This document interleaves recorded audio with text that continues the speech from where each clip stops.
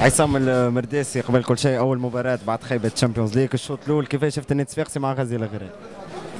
والله ردة الفعل متوقع، معناتها الملاعبية اليوم متوقع كونهم يحبوا يعملوا ردة فعل، يحبوا يرجعوا الثقة لأنفسهم والثقة للجمهور بتاع النادي الرياضي الصفاقسي. سي غازي مش جديد معناتها على النادي الرياضي الصفاقسي، على الأجواء هذيا جاء ان شاء الله يكون في الوقت المناسب، الشخص المناسب اوكي، لكن ان شاء الله يكون معناتها في الوقت المناسب بالمساعده بتاع انيس. نتصور معناتها هذه اختيار صائب، وشفنا اليوم معناتها شفنا كونه بعض الخيارات بتاع المدرب القديم لو كانت تعدلت كان النادي الرياضي الصفاقسي يلقى نتيجه معناتها في الشامبيونز ليج.